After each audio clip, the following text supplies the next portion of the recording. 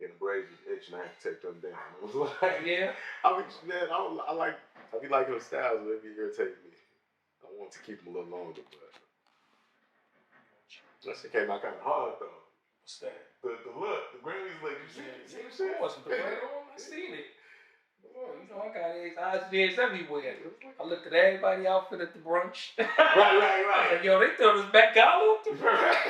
Niggas looking at his wig over there. I'm like, damn. That was looking kind of crazy. I was like, come on, Doc. I said, Doc, you over there too fresh for these guys, because these guys look crazy. He was definitely clean with it. Mm-hmm. Yeah, I was saying. Well, really good. You went to the Rock brunch too? Nah, my boy. He was there. Yeah, he's out there. There was a couple people up there too. A couple of the guys. Yeah, I know. Chicago was heavy at all these events, bro. Hold up. You seen Shake? Yeah, Shake was there. Her. That name sound familiar. That's Bump Brother.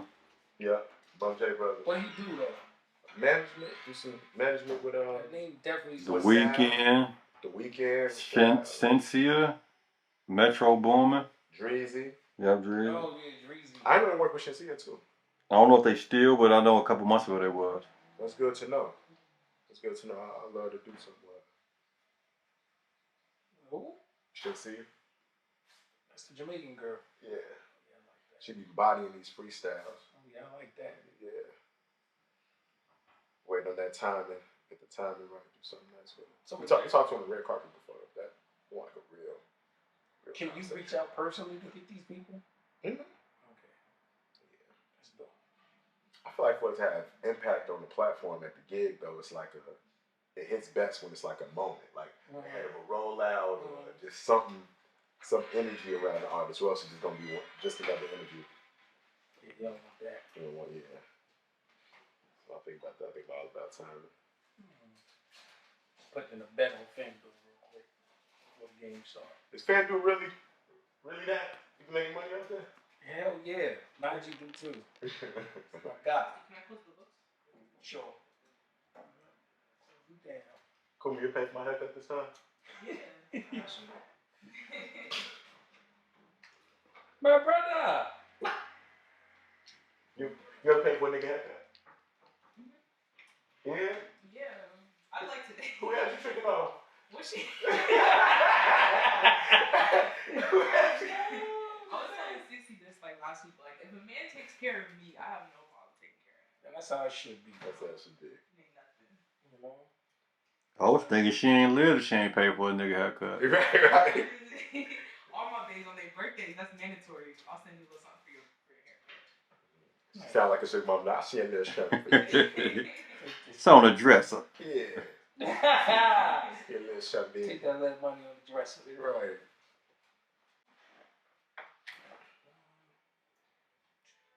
Almost done. No, you good, you go. Home with the scissors? That's for thinners. Thinning shears. Spinach. Stings your hair out. That's what that is. How long you been cutting hair though? 23 years. I know I look young, right? 2000, huh? Since I was 15. Do math. Oh, I can do math. I'm real good with numbers. I've been got it as soon as you said 15. You old as hell. Since I was 15 years old. That's crazy. Matter of fact, I only had one other job outside of this. Ever. Yeah. I worked at Target overnight packing, what is it? Stock room. For 2 weeks. I said, no way. I couldn't do it. I'll never forget my old boss, his name was Simon. And he was just a fucking tyrant. And I don't know, I just wasn't used to it. Because I was already like working for myself. I couldn't do it. And he was gay too. And he said that the way he used to operate, he used to be like, come on, y'all. Like, snap his fingers. That used to be like, yo, bro, you can talk You gotta relax, but you can't snap your fingers at people. That's crazy. I was like, that's crazy. You can't do that. So, and then people used to be like behind the boxes. When he comes, he'd be like, Simone, And it's just, and he used to think it was other people. And I used to be looking at him, I'm just here to work, brother. Right. And the only reason why I went to work there is because I was 17 too. I remember I bought a car. And the first day that I bought the car, like somebody hit me. First day. It was me. I'd be mad as hell. What kind of car? Honda Accord. First day. It was me, B-Dot, and my other man in the car. And B-Dot fractured his ribs, some shit like that. Oh, it was a real accident? Yes, it was a real accident. My shoulder was dislocated. I wasn't empathizing at first. I was like, no. I hit the first day, that's fucked up. No, like car total. Like hit me. It was a SUV. I'm coming down. We got the right of way. And the SUV is on the turning lane on the opposite side of the street. They tried to get their turn off before I got through. So when I got through, they turned right onto me, onto my driver's side. Crushed me. Word. And then my man dragged me out the window. Woke up in the hospital. Couldn't even move. Like, what the fuck? I had short-term paralysis. Shit was wicked. Shit was wicked. And you was, how old was you? I was 18 then. But I say that to say that, okay, I was like, damn, now I gotta get another car. So I was still cutting. And I said, I need to get another job. And that's how you ended up at the stockroom. To get, yes. Okay. So I needed to get another job to double up the money so I could get a car quicker. So I was 18 and I went and worked there for 2 weeks. I got that first check. Must have been 3 weeks because I think you get checked 3 weeks. So 3 weeks. And that was that. Got me a new car. Shortly after, got me a truck after that. I said, nope. Next time somebody crash me, they gonna hurt themselves. Got me a Booger Green Blazer. That's what we used to call it. Booger Green Blazer. Had a good time in that car. Yep. That's the thing about them jobs. They teach you like whatever you're doing is whatever you're supposed to be doing. You know what I'm saying? That makes sense. Like for the rest of your life type shit. Like I remember my first job was at Subway, Joe. I'm working at Subway and I'm coming up to the time where I need to this high school, go to college. I'm like, all right, I want to come back and just work with y'all on the winter breaks. You know, can I do that? Can I work that out? Manager seriously looked me in my eye and asked me, he was like, man, how badly do you want to go to college? Because I know you've been talking about getting this raise, and I was just about to give you an extra 25 cents an hour. Hold on. And make, trying to tell you not to go to college? Not to go to college to make sandwiches for his ass. That was dead serious. That dude crazy as fuck. Yeah, it was, and it was the way he said, it was like he was like, I mean, college is like, like really tried to talk. Like, both my parents went to school. This like, a white guy? This is a white guy. Oh. It was just so much, it was so much layered on top of that. You know what I'm saying? I was like, are you serious? And mind you, I was due for a raise, but then I think in Chicago, in Illinois, they raised minimum wage that summer. And that was my raise. I'm like, no, that wasn't a raise. That was gonna happen anyway. That was gonna happen anyway. That was an increase in the law. Like, what do we he did that. Like he did that. Damn. And then you gonna try to keep me for another quarter, an hour? I'm like, yo, this woman in 1 foot long has paid more than I made this hour. Yeah. That's how. Yep. Exactly. 1 foot long. One foot long is paid more than I made this hour. All it do is teach you some discipline and some struggle when you're young, but for the most part, bruh, I ain't gonna be sitting here making sandwiches for you forever. That was wild, man. I was 18. 18, damn. See, I never went through that phase. The fast food chain, I was 15 when I was cutting. See, damn. Literally. So I was going from high school like, straight to make real money. Cash, yeah. Everybody knew that. That's what I'm saying. So it was kind of different. They want to be on track team in high school. I was like, nah, I'm already making money, so that shit didn't, move me. It's kind of like I grew up fast, pretty much. Do you recommend that for everybody, like that jump into the deep end? Or is that just, you have to be a special kind of person to make it through? You definitely got to be a special kind of person. Because shit I've been through, this shit will break you. If you ain't strong enough for it, Again, I encourage the younger dudes to travel. That's the main thing I would say to actually mature you, get your mind, acclimated to different things.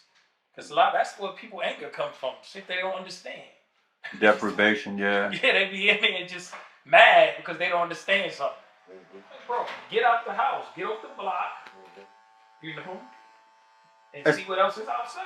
It's a little deeper than that, but yeah, it all stems from what they don't know. Travel, just get out. That's what I say, travel. You know what I mean?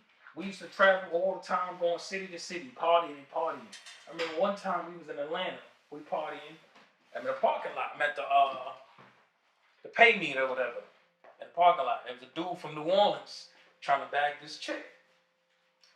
And while he's bagging them, he's like, man, what the fuck you think? One of these New York niggas and da-da-da-da-da-da. And he's just shitting on New York for no reason. Never been there, clearly, because I asked him later. But after this, he's like, yeah, fuck out of here. I ain't one of these New York shawty, da-da-da-da. So I'm sitting at the thing and I'm like, what's he talking about? He keeps going on and on and on. I said, yo. I said, you been to New York before? He's like, nah. I was like, I'm from New York. Right. Everybody's not like how you say. Right. But I didn't engage in like a confrontation. No. Right. I told him on some, yo, come to New York with me. Come there and let me show you New York so you won't be like how you are. But that's all it was. It was like, you looked at some dudes on Love and Hip Hop or some bullshit or a rapper that might just say, okay, this is what New York is about. No, it ain't. You can't judge one. Like, listen, y'all know you from Chicago. If I had to judge Chicago from a rapper, I'm like, oh no, everybody's like Chief Keef. I can't just say that. Or everybody like Kanye. Right. You can't just say everybody likes one thing. Come on, bro. That's true. Get out. Get out the house. It's true. Maybe just vote to you, y'all love it. It was a good ass thing. Yeah. Hip hop saved the day. Again. Once again. One, God did. God did. That whole. Do you think they taking over our culture? We taking over theirs? You say how hip hop saved the day? I wouldn't. Listen. As far as taking over, I think our culture always reigns supreme, and there's always been, I guess, I don't want to call it jealousy. I want to call it envy. I just think that other cultures are envious of us, and also afraid because they know once a certain power get there, it's over. It's like we take over shit. Not intentionally. We don't want it. It's just us. It's just who we are. And this is before hip hop culture. This is just our culture in general.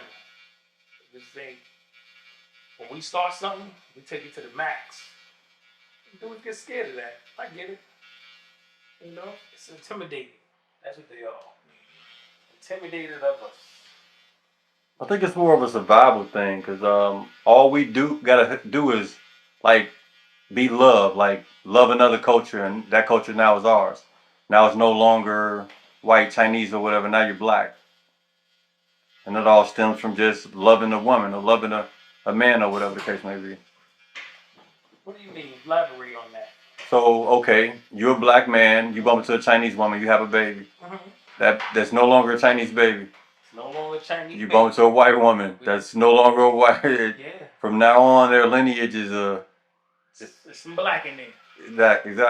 Yeah. So with just love in itself, we can kind of not conquer in the sense of like on some negative shit, but we can wipe out whole races just by loving them. Yeah, but you only spoke from one side. What about their side? What do you mean? If a white person get it with a black woman? Yes. That's a black baby. Now, are they gonna embrace the love like you just said with us? It ain't about them embracing the love. That baby is black now. The baby is black. Yeah, baby. You know. But then, I just did 23andMe. I got some white in me too. What I got? 11%? But when you step outside, what is you? You know that. You know what irritates me? I'm black, y'all. What irritates me about it though is like, oh please. When you look at like some of the biggest, most influential black people with means, and you look at who their partners are, and then you look at how their kids will be presented to the world, who is that legacy going to? Right? Like, it's Kanye's legacy. I hate to always use Kanye. I wish it didn't come out my mouth. I know. Let me not say that. I know it's an easy example to say. It's just such a guy. Yeah. As a white wife and white kids, I get it. So let's just relatable. Insert wealthy black man or wealthy black woman. But there are certain families, even though the world will see them as black, and even though they are phenotypically black and they are black, when they achieve a certain level of wealth, hold up. Okay. When they come into this world with a certain level of wealth, they try to kind of opt out of blackness. You know what I mean? Like, some people. You know, let's take not Kanye. Let's not pick Kanye. Let's say Jay-Z and Beyonce. Not them. They black. They're closer to white people than black people. They are not. No. What about let's say you said they closer to white people than black people? Hell their no. wealth has put them closer to white people than black people. Wealth, but not who they are. Nah, because look, every time Beyonce got beat out for album of the year, who she lose to? Who, white person? A white man specifically. White man?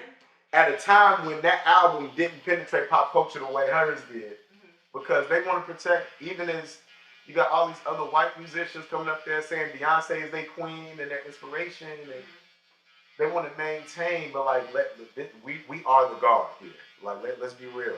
I don't care how much you sold, how great the sequencing is, how great the rollout was.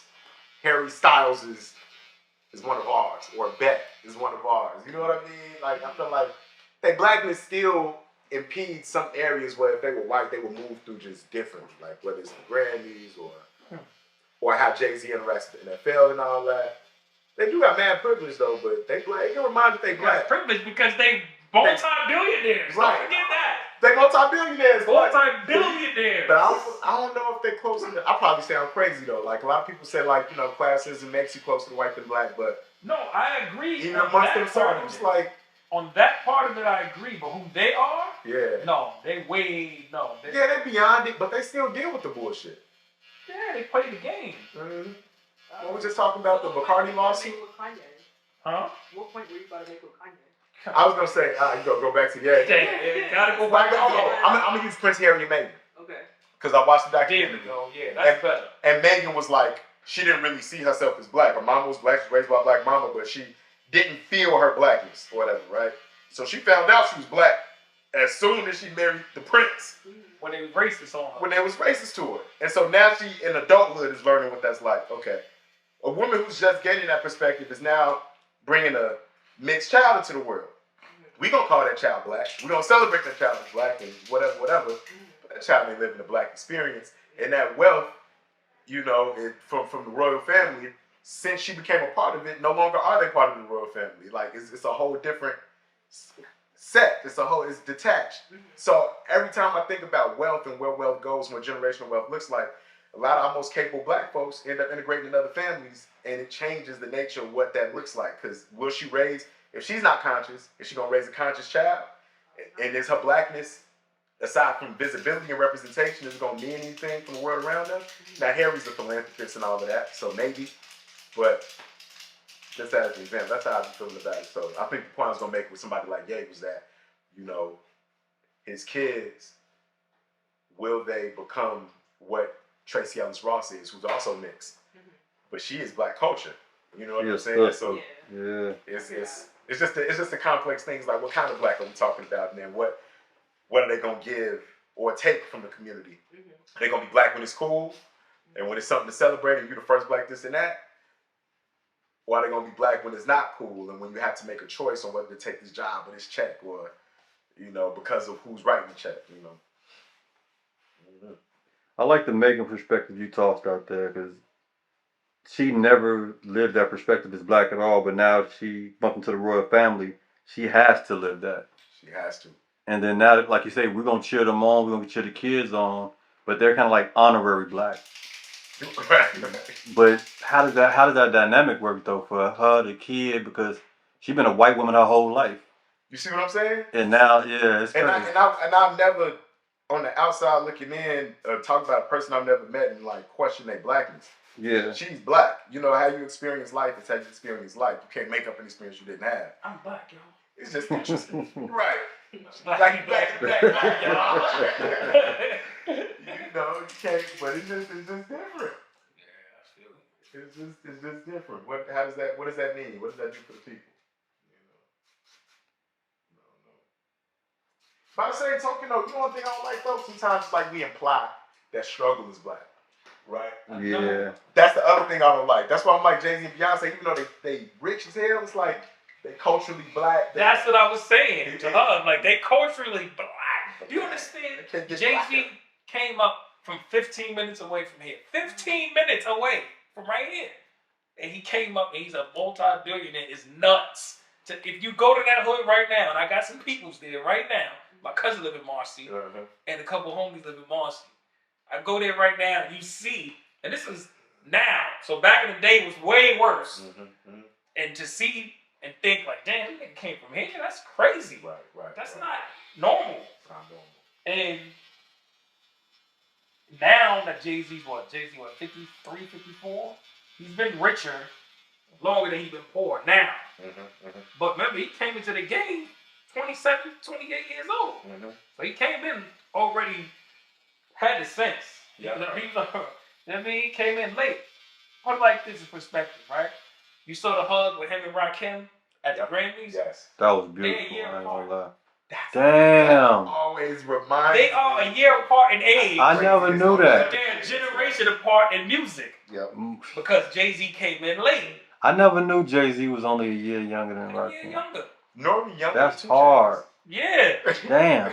Yes, he is. And we is judging it off when they got in the game. Exactly. Or when they got famous, should I say. Exactly.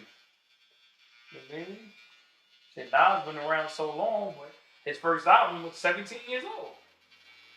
And you know, speaking of the Knowles family, look at some I just see at the tape, but that's the blackest album ever. This is what I'm saying. That's my bad. That album alone and what it contributed to it, that was, bruh. Man, that album. Listen. I'm ready to fuck my haircut up over that. My bad. That's why I was trying to wait. So also, I feel like that Jay and Beyonce, they're getting more comfortable and more conscious with their blackness as they go up. Listen to the content of their records. Listen to the songs. They talking about it. They even on Watch the Throne. Yeah. The whole album was Black Excellence, Black Opulence. They wearing it. Back then. But whole time, if you go back to what Ho was talking about through the door, he was giving us keys to get through the game. Since Reasonable Doubt. Yeah, since Reasonable Doubt. So the image that he portrays, like the rugged, the wild locks, it ain't clean and nothing like that. He letting you know, okay, you see that little boy out there. You feel me? Don't look at him like that. Look at him as what he come from and what he can be. Come on, man. What did he say on 22 Tools? He was like, it ain't too late for us to come together because too much black and too much love equals forever. Too many. Hey, I ain't gonna keep going. There's too many niggas. My bad was change style every 2 lines. Come on, man. That's 22 Tools. Hey. Been on this type of wave. Been on that wave. Listen. What you say about the locks is poignant too. I'm from New York. I've been listening to Jay-Z and following his fucking since he been out. Now, people think he just started this conscious rap. He hasn't. He's been conscious. Listen. Matter of fact, he got a song with Dead Prez. Way back. The dudes that got hit. Yeah. All right, Dead Prez. Hell yeah. Hell yeah. You want to get paid, my nigga? Hell yeah. And the Jay-Z was that all? His controversial verse was about how Timmy and the Timmy got the skinny that white boys wearing the do-rag. Oh, yeah. Okay, yeah. Okay. You know exactly. Yes. Exactly. Yeah. And he's like, all I did was sell, he said, I used to sell crack to live. Now all I do is rap to the kids. Yeah. I don't remember that though, I ain't gonna lie. Exactly, but he been on that way. I know. Because look, Dead Prez itself are, you know, the name of the album is Revolutionary but Gangster. These dudes was the first. Yeah, they're about that. So you know what's crazy, and that's what I don't like. That's one reason why I'm even doing what I'm doing with this camera. How far we've come with this shit. We allow the system to turn quote unquote gangbanging into gangbanging. Because it never was for us to be against each other. It was for it's police. Yeah, exactly. Originally, but now we look at it like, okay, this dude who looks like me is an op. Yeah. Crazy. But the whole point of us even starting the whole Black Power situation that turned into gangbanging was to feed us because we getting dog sick on us, water hoses and all that. And now here we is perpetuating the same BS that the system is pushing out to us. There you go. That goes back to what I originally said. These kids gotta travel.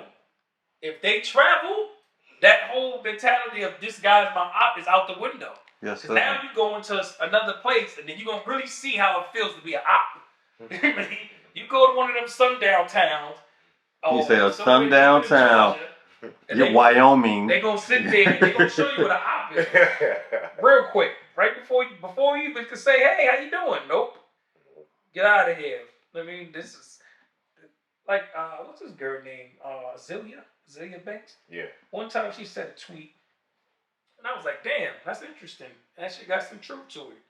She says, all of the shows and awards, not verbatim, but all of the award shows and events that the rappers go to, all of them are heavily armed and strapped up because they scared of each other. And I was sitting there thinking about it like, damn, that's kind of true. Because everyone's going to the same place. Say we go to the BET Awards, why the hell I gotta have an AK just to go there? To the BET Awards. Yeah, we all supposed to be cool. Even when you think about the culture of when you go to a city, who you're supposed to talk to make sure you're safe. You know what I mean? That shit is fucking bullshit to me. They're checking in and all that. When you think about it, right? How many white stars are able to go to whatever city they want to go to?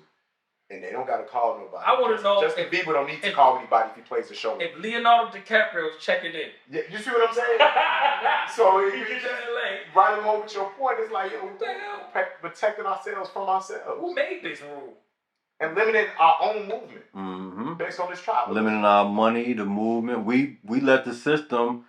They put the system in on us, and we jumped on the hamster wheel, if that's what you call it. Yeah. And now we just keeping it going for them, so they can go keep building their financial plan for 2050. You see what I'm saying? And you're absolutely right on that. And planting the seed now, music itself already is a tool used to control our society. So that's why we got to get ahead of this, because that's really one of the only things that we got the hip hop culture. We don't own it per se, but we are the gas to the engine. We are the engine, you know. And the more and more we keep letting these other people drive the steering wheel, we ain't gonna reap these benefits. We got Leo Cohen, who can't rap nothing, who don't know nothing about sauce. If I walk, well, he probably know what sauce is now. But if I brought up sauce to him 5 years ago, he wouldn't understand what I was talking about. Yeah.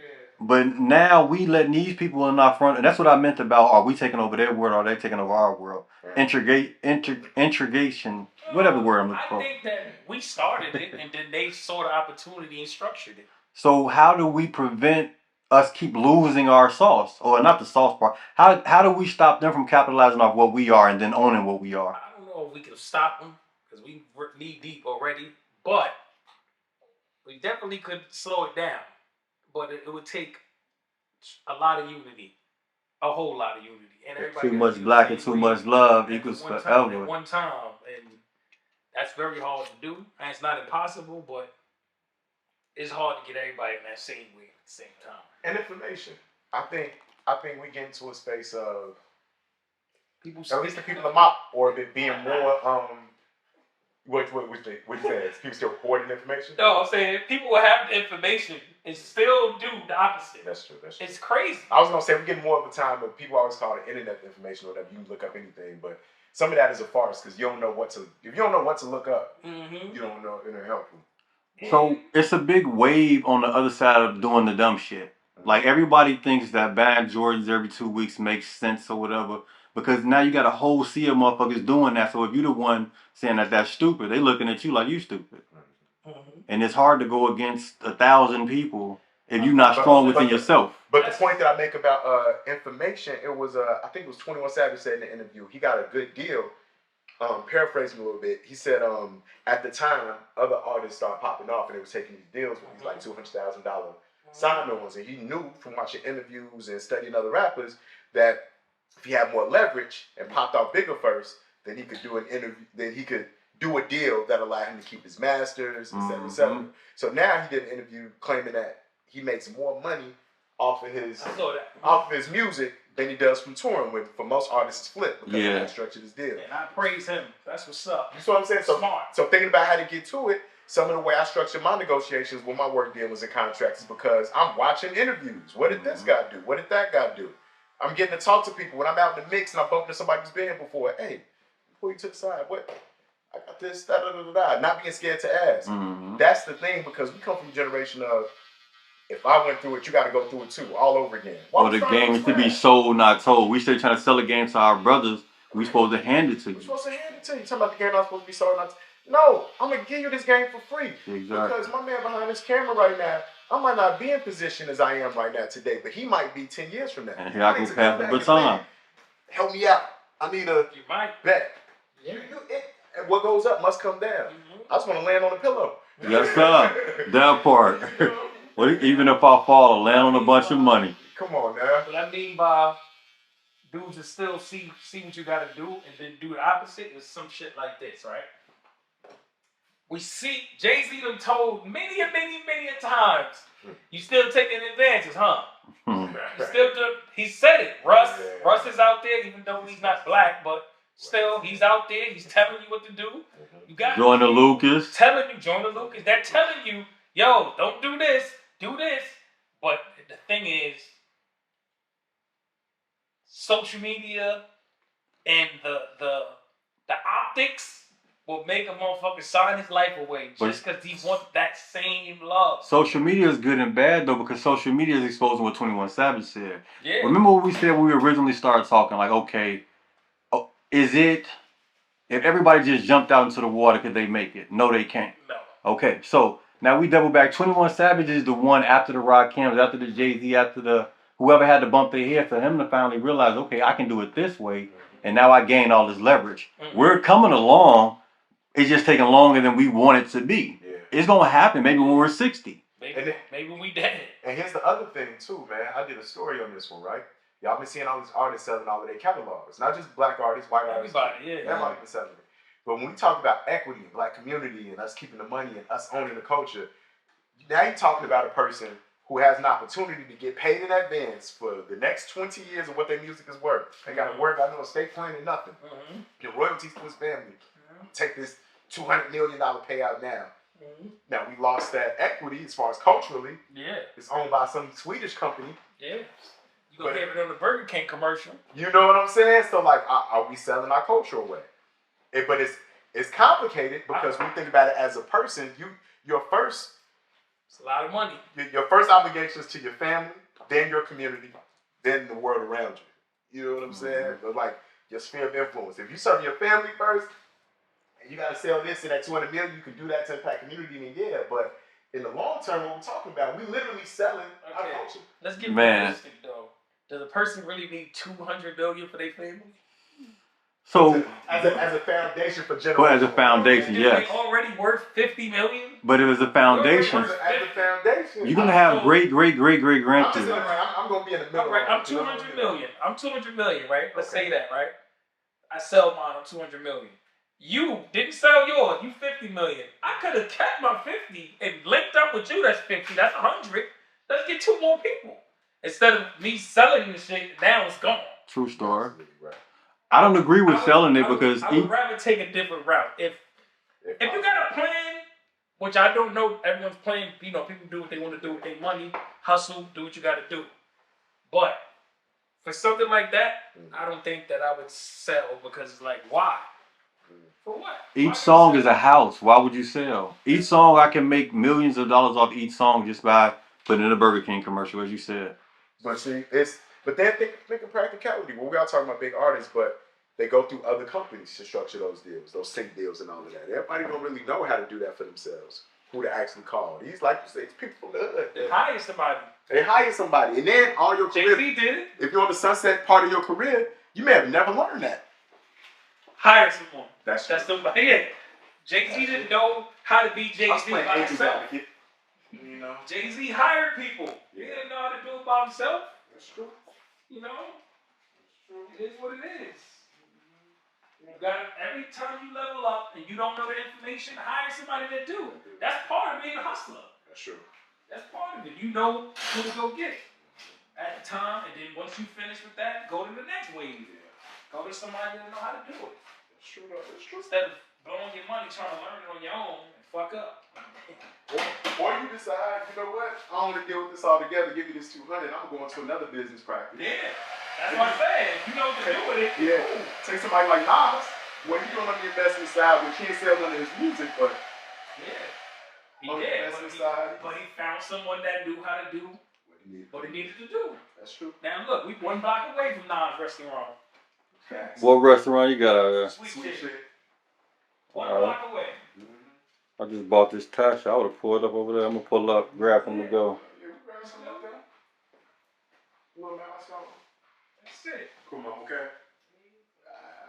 Have you guys ever had Chicago pizza? Have you guys ever had Chicago pizza? No. I've never had. Nah, that ain't regular. Chicago pizza ain't deep dish pizza. Nah, thin crust is what Chicago do.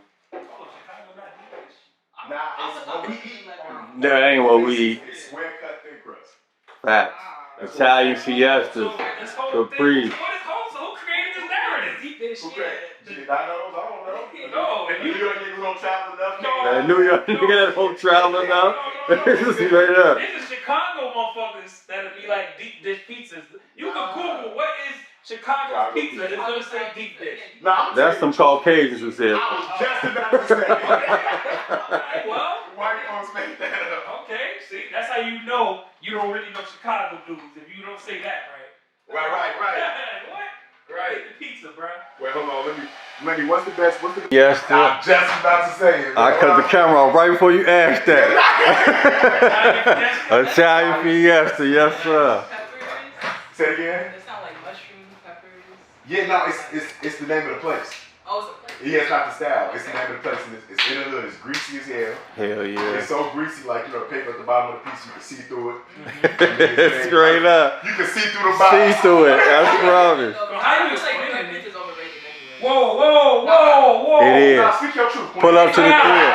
Speak your truth. Whoa, It's not that good. tripping. It's too thin. It's dry. It's Say it You dry. have New York pizza yet? Bro. I don't like it. Yeah, I ain't fucking with it. We finna go to Joe's, though. I like Joe's. Exactly. It's fucking with Italian fiesta though? Huh? Is it fucking with Italian fiesta though? I mean, let's not be blasphemous. But,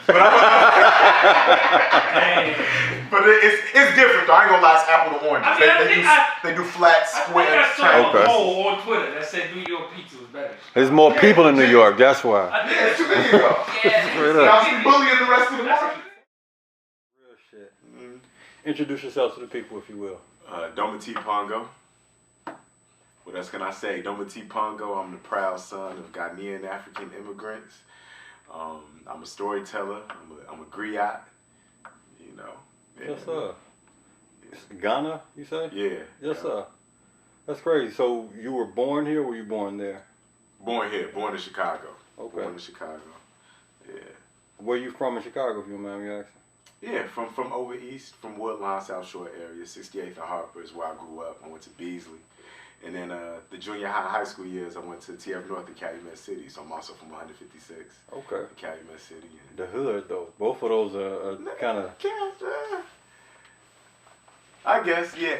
What's interesting, it's the exodus of Chicago that was happening. Black Chicago has been leaving the inner city in numbers, from everything from the projects being knocked down to people moving to the suburbs, and us, like my family, just wanting to get out of that situation and moving to Calumet City. So it was a whole sect of people who were from different neighborhoods in the city, different blocks, all of that. We came together, end up at Lincoln in Calumet City.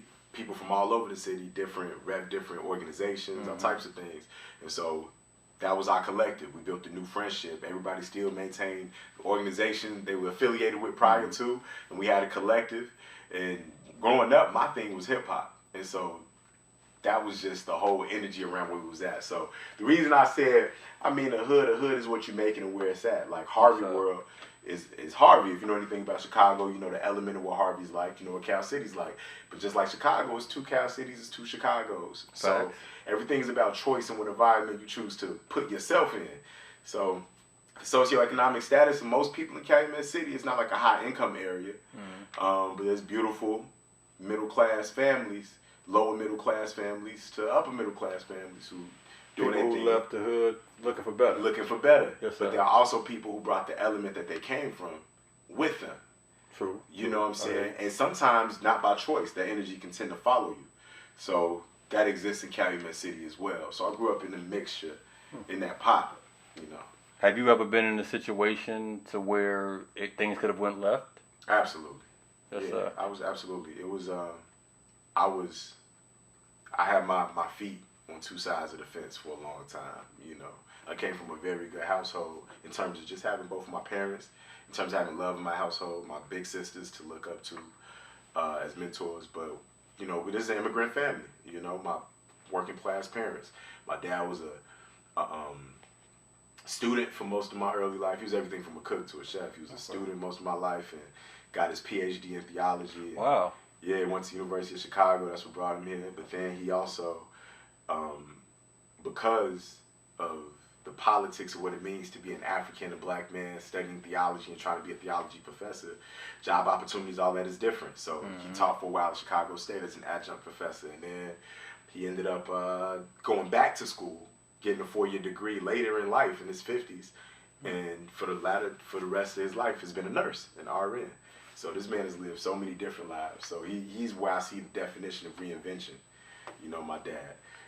And my mom is a nurse, has been a registered nurse her whole life. And my other 2 sisters in medical care too. Yes, I was going to ask what held you back from going to the quote-unquote bad side of things, but when you say you have a foundation like that really shows the foundation that you can create. If your father's been able to bounce from career to career like that and be successful, that lets you know, okay, if I see it, I can do it type of thing. I think subconsciously, you know, because in the time it didn't feel like, because you know how it is as a man providing for a family. And I don't want to get too much and speak for my dad or talk family business on the thing. Yes, I didn't expect to go this way, but you know, I'm talking to my brother. But like as a family, I imagine and I felt, you know, at times when you're pivoting, the pivot is uncomfortable. So during those uncomfortable times, you don't see your family as, I'm not seeing it as a young person as he's making these moves and he's changing careers, and this is a unique and powerful thing for a person to do if they see a path isn't yielding what they want it to yield. I'm just seeing my dad. Yeah. And, you know, and now he's unhappy. I don't know why he's unhappy during this time. But now we are happy. Now things are nice and things aren't nice over here. But I saw an ill family dynamic because I saw an ill family dynamic having a father to look up to, but it wasn't until later on in life that now my dad is my friend, like as an adult, like that's, you can understand him a little bit more. I can understand him and I can understand the moves he made, and I can understand without him saying it how proud he is, you know, of what and I can understand when the fear of me getting involved in street elements, you know what I mean, because that's what, it was very close, you know, we know some of the same people, yes, sir. You know, it was very, very close, you know, but by God's grace, I transitioned. But growing up, as you said, with the African heritage, by it being Black History Month, is Black History Month viewed the same to you guys as you would say to, like, let's say one of your homies in the streets or whatever?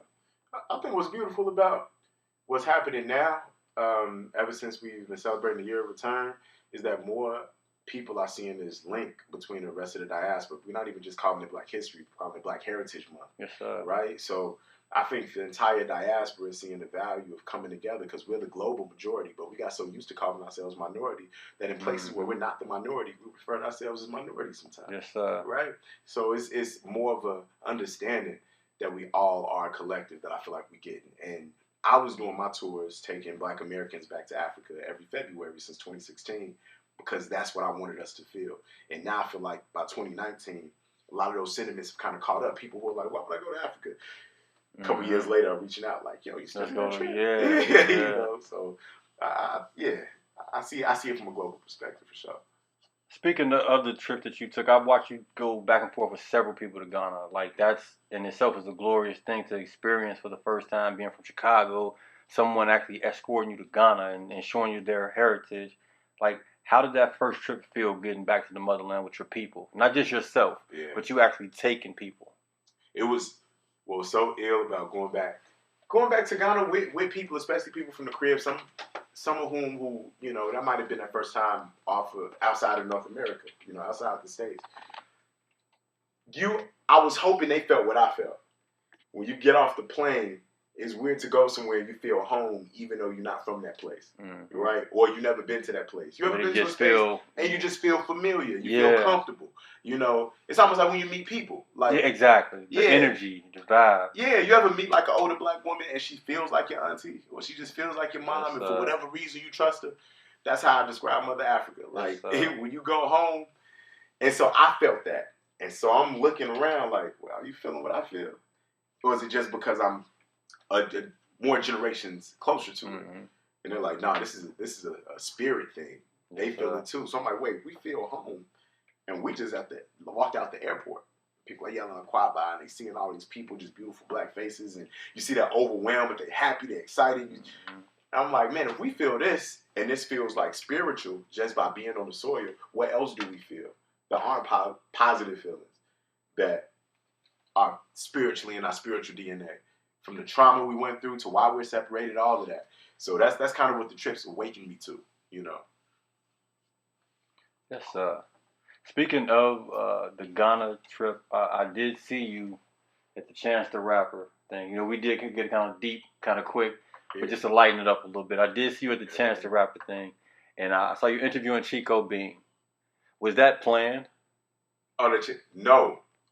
Nah, it wasn't. Okay. Yeah, I saw the Chance thing pop up. I knew that was just organic. The Chance thing was organic, but the Chico thing. Chico wasn't planned either. Yes, sir. Like, the way I've been moving, the way Spirit has been leading me, I've been in this space of not striving for a lot of things in a specific way. I set my intention and I let it go. And so I already knew I was going to Ghana, and Chance and Vic was going to Ghana, and we had a lot of mutual friends who were trying to coordinate different content pieces on the ground. I won't get into detail, but even at my day gig, was trying to coordinate things, and it didn't quite work out. But, you know, my producer, Sunny, shout out to Sunny, is one of my best friends. You know, she had a really great idea that we weren't able to execute. So I'm like, all right, when I get there, if I bump into folks, it's going to be cool. I bumped into Chico Bean, we're staying at the same hotel. And so I just dapped him up, was like, man, I love how funny you are, but I also could tell there's some depth to what it is that you're saying. So I'm not at all surprised that you're here in Africa. You just sitting by yourself. He was like, yeah, absolutely. We started having a conversation about why he came. So I bumped into him just backstage at the festival. And we had seen each other around the hotel so much that I almost forgot that this is Chico Bean. Right. It's 85 South. It got to be regular on you. Yeah, this is, and so I saw him. I was like, I don't know why I didn't ask for an interview. Let's talk. And so we did that interview, and that Chance had walked past, and I'd already been talking to his team and my friend Taryn and everything about us getting together and having a conversation. And so we were just in the midst of that, but there's so much going on that when we saw each other, it was finally like, what up? You know. And I saw Chance the day before at you know, just out and about, and you know, we exchanged numbers and we're trying to plan an interview. So it wasn't planned, but it just worked out. It was intentioned, if that makes sense. So. That moment, that was the moment right there. Even though none of it was planned, like you say, it was an energy thing. Yeah. You just bumped into him so much that it was regular, and then eventually you seen him backstage and y'all doing y'all thing, and then Chance walks up. Right. The energy was just forming. That magnetic force that you say when you landed in Ghana, and you guys felt it. It was supposed to happen. It was ordained. You said it perfectly. It's funny because, you know, as content creators, especially in the space where you're creating things and you want to get content and you want to, you know, get the clips and stuff like that, and sometimes you wonder if that communicates, because sometimes it's not even about what we're talking about necessarily.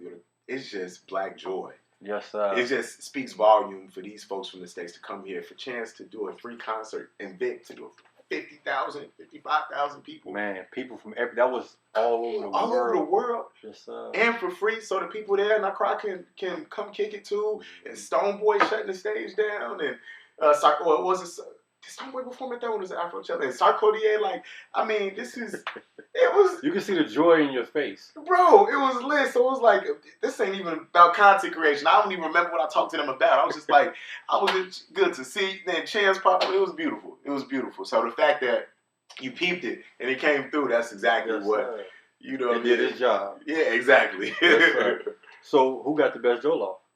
Oh, got it for sure. Got it for sure. You know, jollof is like mac and cheese to me. Okay. In terms of who's cooking it.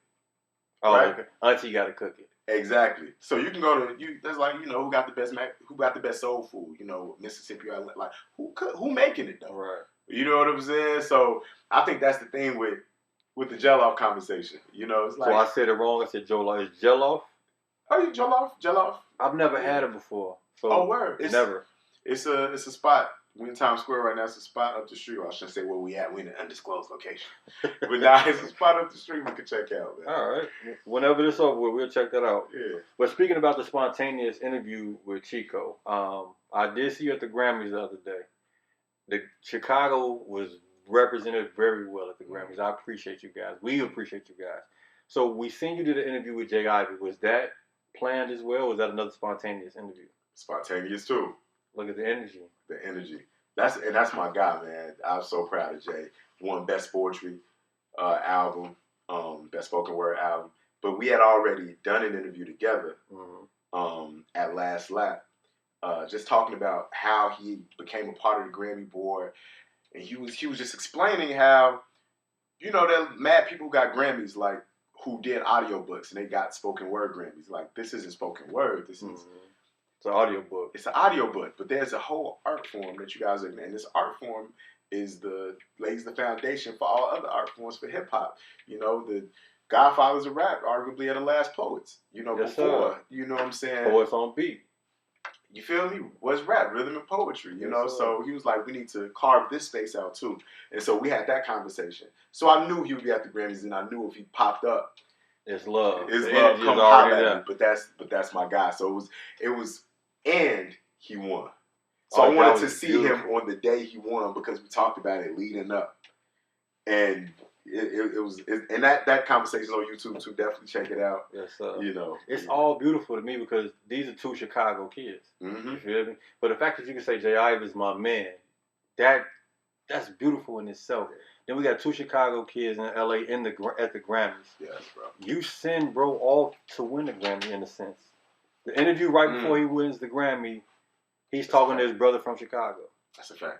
Next thing you know, that's crazy. Well, he might have won right before, but the only interview he did before, was mine. Yeah, him at Last Lap. Mm-hmm. Before he won a Grammy, I saw your interview. At least I thought. Yep. Before, you're right. Yes, exactly. Yeah. Yep. And so to me, at least that's how it felt to me. You sent them off to the Grammy. I received that. Hell yeah. Yes, sir. Trying to be humble and deflected. But I received that. No, we ain't gonna let you be humble. You from the crib. We out here. You from the crib. We ain't gonna let you be humble. Was that your first time at the Grammys? No, fourth. Fourth. Yeah, it was my fourth Grammys. Just flex real quick. Yeah. The first time I went to the Grammys, hold on, wait. Let me make sure I got it right. Yeah, I think third or fourth. But the Grammys I remember most vividly is the one where Kobe passed. That was eerie. So that was when. That was 01? 21? I don't remember. But a couple years 2020. 2020? Kobe died in 2020. That morning. Oh, yeah, right before COVID. Yeah. He died right before COVID. Yeah. That he passed. We found out while we're setting up cameras, we're getting ready for the carpet. We got our cards. So the way we do it, we got a couple people we think we might talk to. We try to organize with their teams to get stuff together beforehand. But, we got our cards. We got our questions and who we might talk to. And I'm thinking about things I'm going to talk about. And I hear other staffers in the area like, yo, they saying Kobe helicopter crash. And I'm like, boy, they kill somebody every other week on social media. I'm thinking it's a joke. And then you start to hear somebody else over there whispering. And we're in LA, and so people are whispering, and then it's true. And I had bad signal, so I was having trouble looking it up. And so I think I was talking to my producer, he found it, and it just changed the whole mood of the morning. Like, it was just a cloud over the evening, over the night. You feel the tenseness there because of the grief of what happened. Then later on, find out he died with his daughter. But then also, from a logistical aspect, they got to put together something that acknowledges him at this show. You know, so there was that energy, and then that changes who's walking the carpet because some of those people have to be a part of that. Yes, and so, you know, there was that, and then that changes the type of questions I'm asking. Carpet is a light, fun thing. How do we make sure that we give honor and space to Kobe? So we got that. That's on YouTube too. We did a super cut with all the people that we talked to that day. Yes, just a long clip of just everybody giving their thoughts on the legend. Yo Gotti, Quavo, Ross. That was from 2020, but that was. Yeah, I think that was the Grammys that sticks out most in my mind. But I went last year, and I can't remember if I went in 2019 or not. Maybe not. Well, what was your first big award show? The VMAs. What year? 2019. Yes, 2019 VMAs. Was that your breakthrough year with everything? I guess you could say. I feel like I still haven't broken through. Okay. I haven't broken through yet. I got a lot more to. I feel like my reality is catching up to my trajectory. It's finally, you know what I mean. But no, I haven't broken through yet. I'm still working, still just trying to continuously learn and make sure people get the chance to see this work. Does someone with extreme ambition ever feel satisfied? Nah, you can't feel satisfied. You lose your hunger. Yes, sir. Because you brought me to that question when you said you don't feel like you've broken through yet. Mm-hmm. Like from our perspective at the crib, you've been broken through. You broken through years ago. You know, the WGN was a breakthrough. The MTV News is a breakthrough. Bro, you're dealing with the Smithsonian. Right. I don't even know if you realize how heavy that the Smithsonian. Yeah. You feel me? If you ain't broke through yet, I don't know if it is a breakthrough. You're there. God bless. Damn. Well, I think you said it perfectly though. There are multiple breakthroughs. Yes, sir. You know, so it's like different checkpoints and you know, there was a proverb I heard someone say before that the top of one mountain is just the bottom of another. That part. And so you're always gonna feel like that. But I think the breakthroughs I'm really proud of. It's gonna sound cliche, but I know you are gonna understand this, Lenny. Like, I'm most proud of personal benchmarks in terms of how I show up for myself, how I rest, Yes, sir. how I forgive myself when I don't perform the way I want to, how I don't allow certain accomplishments to change the way I interact with those who are closest to me. Those things are close to me, are important to me because I've seen people not be able to do those things. And so I'm thankful that God prophesied a lot of things that's happening now. I'm grateful for the manifestation of that, you know, and just that confidence that I'm walking in the path that's paid for me. So when I know what's available to me in this abundant universe we have, I haven't broken through yet, but I have reached a couple of different breakthroughs. But the universe is too abundant for me to say that I've broken through. Yes, sir. I think he got that out the Bible or something. Okay. He got that out the good book or something. Okay, yes, sir. Sir. It sounds like you're taking them wins very well. Because as you said, it can get to your head. Because you have climbed high heights, and for you to still be so humble, to be so welcoming, that's lovely. The energy is resonating, and these kids are picking up on it. You all appreciate it. Yeah. What I say too, Lenny, be like, and then when we look at, it's bittersweet, and I'm very thankful for opportunities like the red carpet because that's rare where you get to see all of these cultural influences and cultural pioneers in one place at one time, and there's an energy there. You only get a couple seconds with them, a couple minutes, but there's an energy, and then there's kind of a camaraderie, a reunion when you see them year after year and you start to build these relationships. But at the same time, it's weird when there are things that I'm personally proud of that I don't get congratulated for, but because I had on a fly fit and I was able to post this, then this is the one that made this lady, you know, pay attention this time. But what I was proud of was when I told the story of this beautiful twin whose sister was murdered in Virginia, and it was covered on True Life Crime, and the auntie shoots me a text and says, "You did our baby girl justice."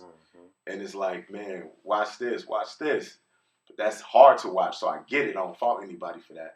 But nobody's going to congratulate on the things that I see that bring me pride and joy, you know, about the families that feel like help from the other content from True Life. So it's like, it's all art, and art is in what they say, in the eyes of the beholder. So the way you see it, the way you're dishing out your art, which is your life is art.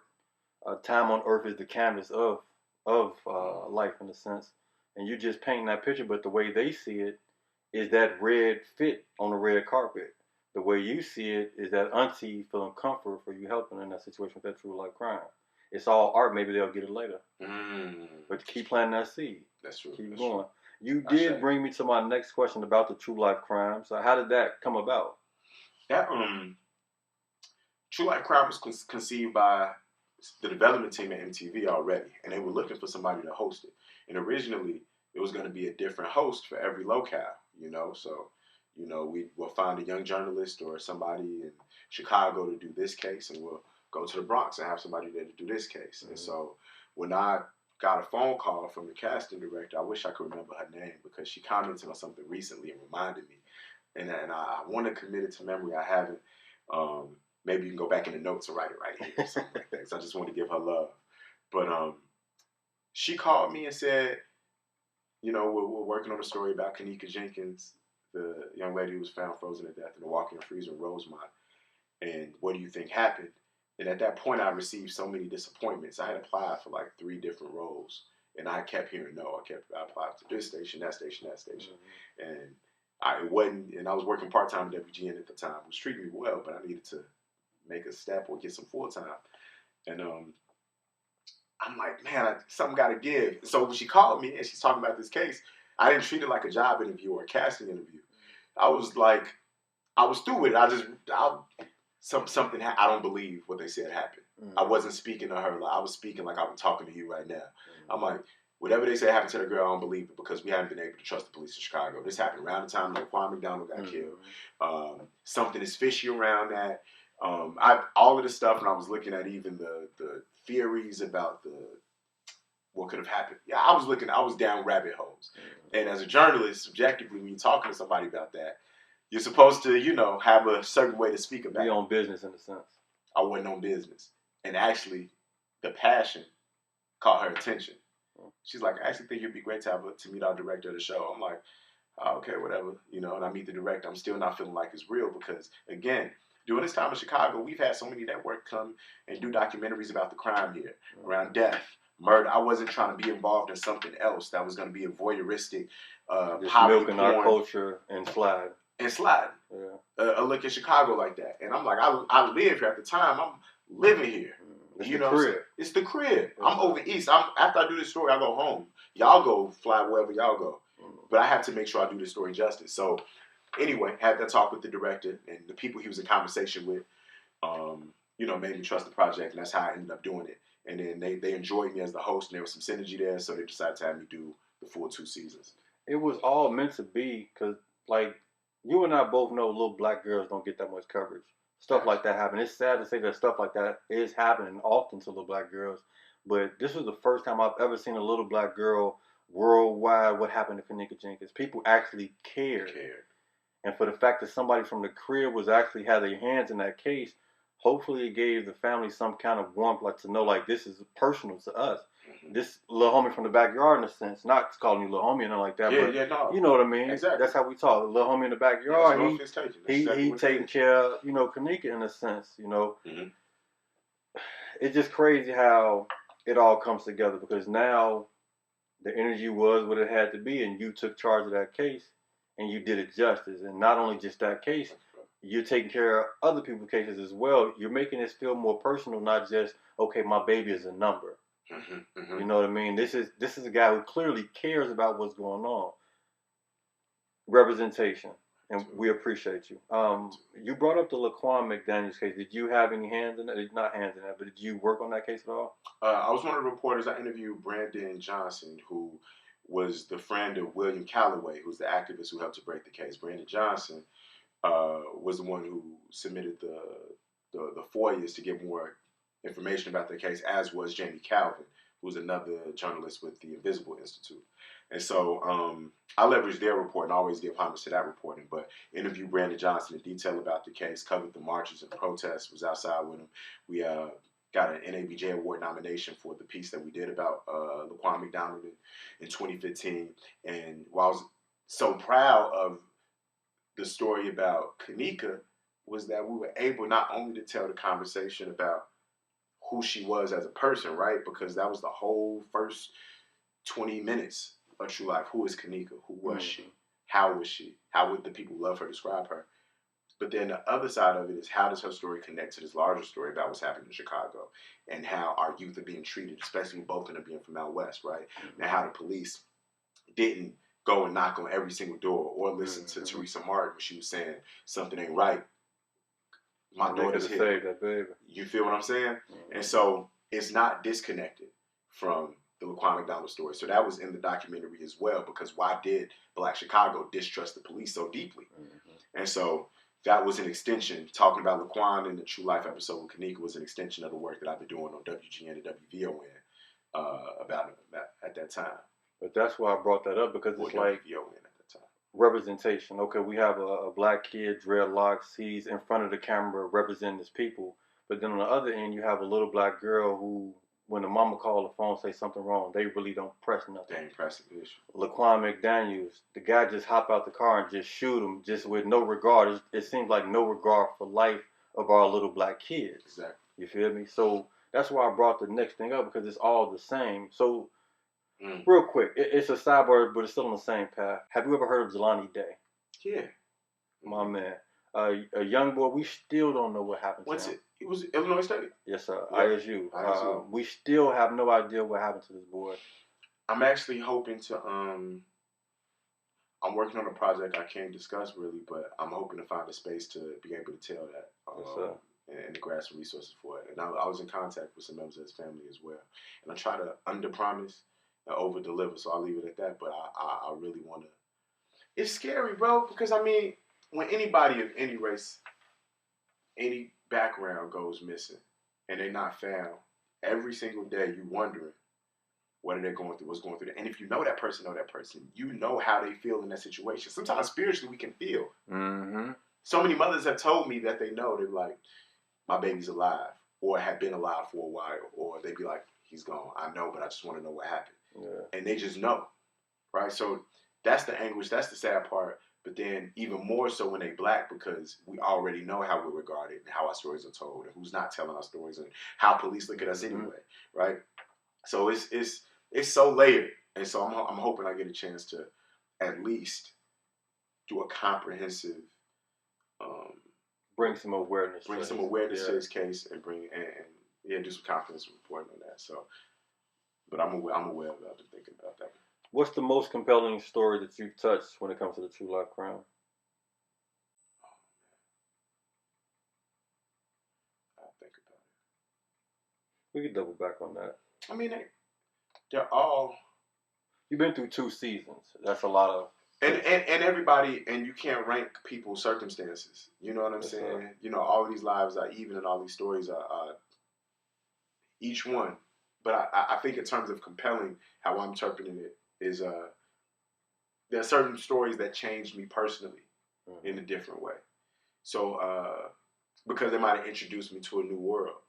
You know, we did a story about Hannah Harris, who was an indigenous woman, Native American woman, who was killed on a reservation. And I started to find out all of these different laws between reservations being their own territories. Yeah. And how that complicates jurisdictions for how they look into cases. They can't even have cameras outside because it's a reservation and so many things. All type of things. Yeah. It's like a country within a country, a territory within a country. And so it told me, I didn't know, but it introduced me. So that whole, and how that plays into how justice is meted out for that community it ended up. It exposed me to something, so that was compelling for me for that reason. And then just learned about the MMIW crisis. It's called the Missing or Murdered Indigenous Women's Crisis, where they're mad indigenous women that have gone missing mysteriously, that have gone murdered, because a lot of these areas are neighborhoods where trucks pass through. You got weirdo truck drivers that sexually assault these women on the way to going where they're going, and because of the jurisdiction and the resources, they're not catching these guys. So that whole world was compelling. And the stories I've done, like, yeah, I'll leave that one. I'll say that one because it introduced me to a world outside of my own. Yes, sir. We were speaking to one of your homies earlier, and he said something about travel. You just made me think, if you ever drive across the country, you will see, like, miles, 100-mile worth of empty road. And you just made me think it could be a lot of young women just in those situations. You done bumped into a trucker, you done took a walk, or someone from your own town and done something to you, and then buried you out in the sand over there. See what I'm saying? You don't even think that's like. And then people, I don't know. It's sad. So that was compelling for me. And then I did a story about it was one DeAnthony, brother named DeAnthony in Michigan. His murder was gruesome. That story was sad, but he reminded me so much of brothers I knew, and they tried to devalue his investigation because it was a rumor that he sold drugs for a period of time. And the way certain police officers were talking about this case and how he could have died because of this brief stint of selling a little hit, like it reminded me of this, but it was a very sad story. I don't even want to get into it. I was about to describe what happened with the case, but it's kind of gruesome. You know what I mean? He got his head. It was gruesome. Yes, we'll look it up. DeAnthony, True Life Crime. Yes, sir. What got you into journalism in the first place? Hip hop. Hip hop, my dog. Yes, sir. Just expression. Yeah, hip hop. And then journalism found its way to me after working in corporate America for a little while, moonlighting, as a host. I didn't even know that was a job that I was going to. I hosted all through undergrad. Like in high school, I was known for rapping. In college, I was known for poetry and hip hop and hosting events and playing events. Then afterward, moved to Minnesota. Was working in Minnesota for a year. Couldn't take it. Left. And we just went back to the crib and said, just found my way to journalism. But hip hop is the impetus for all that. It taught me how to speak, how to express myself, how to have confidence on that stage, how to build connection, how when you perform and you look into somebody's eyes, you can tell who's with you and who's not, and how to move that person. So you pick a person, you're like, okay, yes, I got you now. Then we're going. It's the same as the red carpet. You know what I'm saying? How am I freestyling? The art of freestyling. All of that is rap. That's what journalism came from. Yes, sir. Hip hop is so influential. That's crazy how you just did that. And it's all art, expression. Mm-hmm. It's crazy how hip hop, it started off just kids wanted to be heard. You know what I mean? And then it grows to a point to where, okay, we can make money off of this. Right. This is a marketable thing. Do you feel like the making money aspects kind of like diluted the art? Capitalism dilutes all art. Yes, sir. You know what I'm saying? But it also supports all art. Yeah. I did a story about Annie Lee. It was a black artist. She did a famous painting called Blue Monday. And if you look up the painting, you know the painting. It's the blue background with a black woman kneeled over a bed with a nightgown on, looking like she is tired and had enough. Annie Lee painted that, and she became an artist later on in life. I believe in the 40s or 50s or something like that, right? And she got an interview that she did for HistoryMakers.com where she talking about how she had a hand injury because once her art started selling, she was painting, reproducing, mass producing, and her work was going out there, became worth so much, and it was commodified. But then at the same time, when it comes to art, the value comes from the rarity. Mm-hmm.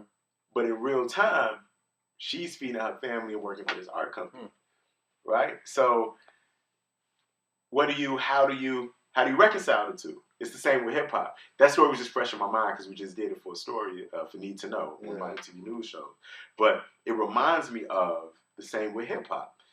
You are glad that it's giving artists commercial success, and you're glad that somebody who don't even care about music but got a bop and got a swag and is respected by his peers can figure out how to care about music to take himself out of that lifestyle. So you need the commercial success. That sounded like Jay-Z to me. Sounded like I was thinking about Jay-Z reminded me of Lil Baby, Yeah, that's crazy. You know what I mean? I don't think Jay-Z wants to be a rapper early on. These are some of the greats. These are the greatest and the greatest rappers. You know what I'm saying? So some of the most important. So it's tricky. So the commercialism end up bringing us great art. Yeah. So it's a symbiotic relationship. I think where it's messed up is the people outside our culture get their hands on it and get to tell us what art is. Yes. So the fact that they get to tell you, oh, you have to sound like this and talk about what this person talked about because that's what's successful. Meanwhile, Mr. Morale got how many streams and he's not talking about what most rappers talk about. Mm-hmm. J. Cole ain't no gangster. He don't even have no profile. He is himself. Mm-hmm. He is who he is. Yes, and he sells that. If a record label gave a blueprint, J. Cole ain't the way to go. But he's successful. He's not an anomaly. He's actually most. But as you said, if the record label gave a blueprint, Jay-Z didn't get signed by the first record. They wasn't fucking with him. Yeah. And he is the blueprint. So but so many artists have diluted their art because they were listening to the machine and the blueprint. And some of them have seen commercial success for it at the expense of their art, you know. And then your rain on top is short like leprechauns, as the guy was saying. Man, it's about we were talking about Hov all day today, man. Yes, sir. You can quote his shit like scriptures, man. I'm telling you, it's exactly it. So I normally would say top 5 rappers, but I want to know who's your top 5 journalists of right now, active, the ones who's in it right now. Ah, that's a good one. Spanning all aspects. That's a great one. In no particular order, I'm gonna go with Nicole Hannah-Jones, whose 1619 project was won so many awards and accolades and helped to open up a lot of conversation around the diaspora and where Black Americans fit into it in the slavery story. And she's also a real person. I met her multiple times and bumped into her on the way to events in Harlem and picked her brain, and she's a great person in my eyes. So I'm going to Nicole Hannah-Jones. Jamel Hill is brilliant in sports, in cultural commentary, and pop culture. Can still have a fun conversation with an actor and actress. She's really smart. And yeah, I like her. I like Jamel Hill. And then next person that comes to mind, Sway. Sway, big dog. Big dog. Just what he's done for hip hop. It needs no further explanation, man. Who else would I put in there? And then that's 3. We got Nicole Hannah. And it's my these are my and by the way, these are my personal. These are who coming to mind right now. They're more like people who paved the way far back. But this is like for specific reasons in terms of where I'm at mentally right now. These are the people. Larry King, and here's why. Even though he's got some controversial interviews and some people feel like he didn't ask deep enough questions sometimes, the first book that I read to learn about media and journalism was The Producer by Wendy Walker. And Wendy Walker was Larry King's producer. And in the book, she talked about what it takes to be a producer, who she was to him, his approach to asking questions, and how he just wanted to be a filter for the person. He was like, he said all of the other journalists would say, there was an attack in Iraq at this time, and this happened, and this happened. He said they would tell the person what happened. Larry King in one interview said, I would ask the person, knowing what happened today. Because from their vantage point, what was important to them that day might not be the particulars of the tactical military action, but maybe the consequence of it are more important that day. And so you might ask one person, and you say all these statistics things. A military strike, drone strike hit this country at what time? What happened? They're going to say how many casualties there were. They're going to be very specific. Because you're leading them to that answer. But when you say what happened today, the person may say, we just had an attack today that changed global relations between our nation and this nation. Oh, so that's what's important to you. And then now we break that down. You weren't thinking about the casualties. You weren't thinking for whatever. I'm not going to make a judgment call on that, but you weren't thinking about the casualties. You were thinking about the global relation. Why is that important? Now we drill down. What changed with that? So Larry King was the person who taught me the value of simple questions. You know, when I first started, I was and I didn't go to journalism school. So I thought that in order to communicate my intelligence, I needed to let the person know how much I knew. Well, you didn't answer the question for them. And they either check the box yes or no. You put them in the box. And you might be basing your question off of reporting that might not even be accurate. And you just read it as fact and you think you know everything about this person. You need to meet this person. Yes, sir. So Larry King was a person who helped me get that mind frame. So that's 3. And it was that's 4 actually. That's 4. And then Oprah. We call Oprah journalist. Oprah the G. Yeah. She kind of transcends journalism, but Oprah. Then you got P.D. Green, Okay, keep going. Yeah, Don't stop you. There's a lot of folks. Then locally, Jose Sanders in Chicago, Cheryl Burton in Chicago, Robin Robinson in Chicago, Tamara Hall started out in Chicago. Yes, so sir. She showed me the transition from reporter to host, just as Oprah did. So it's a lot. It's definitely a lot. If I go long, and I'm only saying the people I mostly haven't met yet, aside from a few in that list, and so I can't even talk about my peers. I'm fans of my peers, yes, my favorite journalists. So there's tons of them. I named one, I got to name them all. So we'll just stop there. So who would you say are some of the elder black journalists who pretty much like gave you good advice, kind of passed the baton to you in a sense?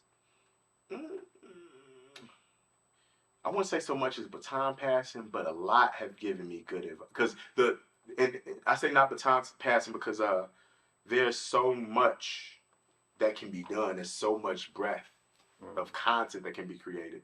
So you can have 1,000 people and they're all in different lanes talking to different audiences simultaneously. So I never felt like I was in a lane where somebody needed to pass a torch to me. Okay. Because I don't know any other black true crime hosts. Facts. I don't know any young black true crime hosts.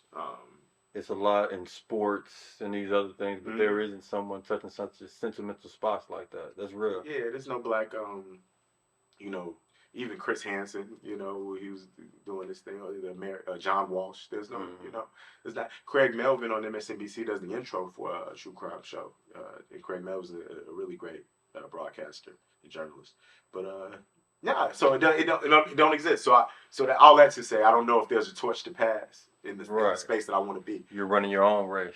But the person that gave me great advice was Angela Rye. I bumped into Angela Rye. Angela Rye, that's hard. Yeah. Yes, sir. And this was several years ago, and she was like, "Is she the Angela Rye that we see on TV?" Absolutely. Yes, sir. She a real sister. I love that. Yeah.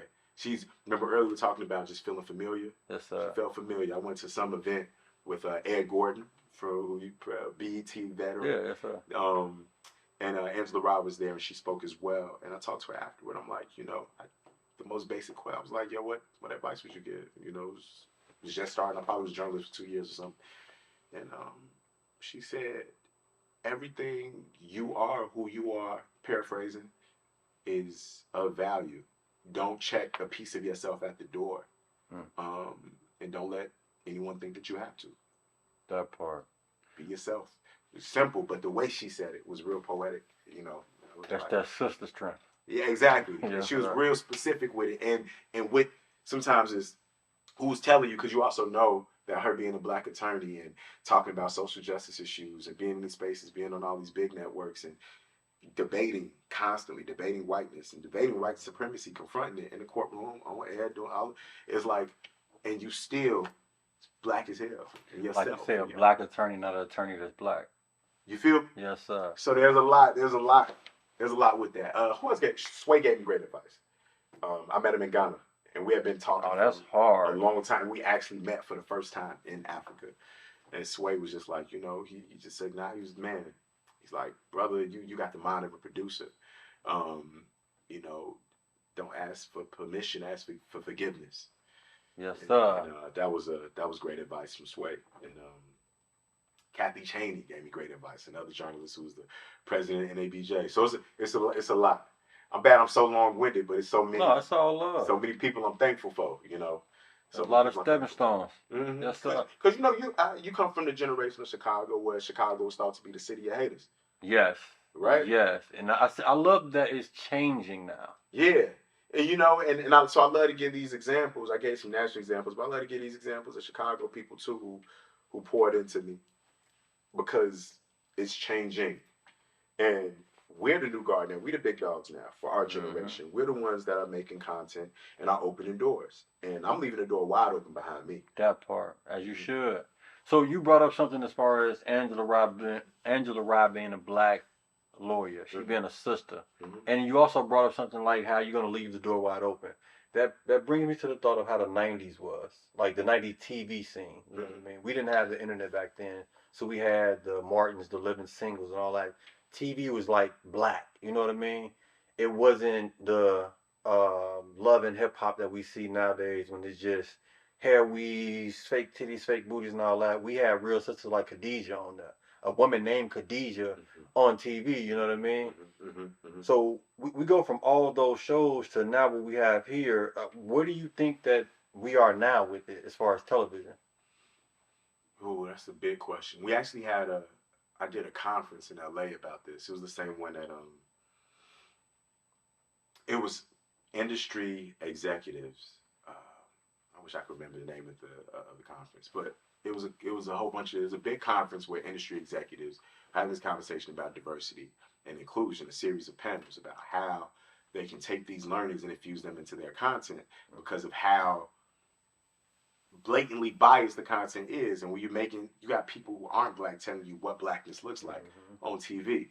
But I think with the Issa Raes and the LeBron James, who's been executive producing different things. So many different executive producers who are creating new content. Quinta with Abbott Elementary. So I think we're actually in a good space with content. So we're coming back to that time period because we have more platforms. It's just like streaming. We say, oh, hip hop has gone mainstream and has lost its essence. But when you look at what Griselda's doing, they don't need to play on the radio because they're getting streams like crazy and they're making a splash because people have a hunger and appetite for this. And for people who are making good music, the Cordays and the Denzel Currys and all of that. The Jordan is giving you an appetite for it. I listen to all that and it makes me want to go and listen to other music more because now I got variety. I cleanse my palate over here, listen to some drill over here, come back over here to hip hop. Same with TV. Now it doesn't feel as much of a guilty pleasure if I turn on an episode of Love and Hip Hop or something. You got the balance on the other side. We got the balance on the other side. It's now no longer feels like the only representation of blackness. Because I'm that. Let's not be for real. Let's be for real. I'm conscious, but I'm that too. Yes, we all are that too. So multifaceted, of course. Multifaceted, So I hate that. I'm not as mad at those things exist so much as they're the only example of what it means for us to exist. That's the problem. I like what you just did for me in that sense because that's where I was at. I was just tired of that's all that we had on TV. And then when you put it that way, it's like, okay, I'm not knocking you for living that way or nothing like that, but the baby needs to see more than just booty. You know what I mean? But I like what you just did. Yeah, I'm being real honest with you on this too. It's what we're watching. If it didn't get ratings, they wouldn't put it on there. True. And our people and who we are watching it too. And we say what we want, but when a lot of these thoughtful pieces of content come out, do we support it with the same way we support the shit we say we don't like? True story. That part. Even what we engage with on social media. How many conversations that go viral are us arguing? And then versus the things that go viral of us edifying and uplifting people. A lot of edification does happen. A lot of edification. Just like we seeing people celebrate Beyonce winning, as many Grammys as she won, and how Black Magic is a hashtag, Black Girl Magic and Black Boy Joy. So we have, don't get me wrong, but a lot of shit that's going viral is stuff us engaging with negativity. And it works the same way with TV. They wouldn't air it if it didn't get it. If we wasn't running to watching it. If it wasn't being watched. Yes, sir. So, But I want to double back to the black TV shows. Just a quick question. Fresh Prince or Martin? Martin. He said that quick. I'm a Fresh Prince dude. Yeah. I messed with Fresh Prince heavy. That was my routine. I came home and watched that. I think it was Fresh Prince, Dan Simpson. I had cable on Fox. Yeah, you heard that when you get home with Fresh Prince. Yeah, about that time. Fresh Prince Simpsons came on. And then Seinfeld was in there somewhere. I actually used to like Seinfeld. Me too. It got me. I'm sure about nothing. Yeah. So what's the top 5 black sitcoms of all time? My bad. Oh shit, all time. Oh, you should prep me for this one. Nope. I don't like saying all time. I like saying my personal favorites. Okay, personal favorite, top 5. We're gonna go Martin. Mm-hmm. We're gonna throw Fresh Prince in there since we was talking about it. What else mattered? Sitcoms. It's too many. Sanford and Son. Good Times. Ooh. You went back. Good Times. I had a love-hate relationship with Good Times as an adult, though. Why you say that? The way we were depicted. They wanted to not have the father. Yeah, be a part of it. All the stories you hear about it later on, but then also just this representation of the noble choice was always the choice that kept the family poor. Every time they would get confronted with money, it was Florida Evans who was like, no, it's just ain't right. And they should get the money back, or they'd be almost out the hood. There was no upward mobility. It was like the beauty of it was they were so happy with what they had. The saddest part is they were so happy with what they had. and you never really saw them. They would almost get out and somewhere, and then James died, and damn, it was just so much pain in that show. It was real. It was Chicago, you know, but it also was like, this doesn't have to be our existence. Let us escape. This doesn't have to be the only thing. Do you think stuff like that makes a person like fit into that narrative? Like if I see, it's a self-fulfilling prophecy for sure. Yeah. You see that, and you subconsciously get to take these things in. We learn that all money is evil. That's why we say everybody who's successful did something with Illuminati or something like that. Yeah. You know, it's coming from this idea that if somebody black achieves something crazy had to happen, because the noble thing is to be. Bro, yeah. Black synonymous with struggle. We talked about this earlier today. One of my pet peeves is that the black experience is often synonymous with struggle, which historically that can be true, but at some point you need not question somebody's blackness because they were blessed to grow up within the American dream. Because don't we all want our children to grow up like that? Yes, sir. I want my child, my black baby, to not have to struggle. I want their life struggles to not be outweighed next to their peers, right? I don't want their struggles to be the reason they can't get to the next step. I want them to have the same normal, regular struggles that all these privileged people got. And that'll make them no less blacker. Black is not struggle.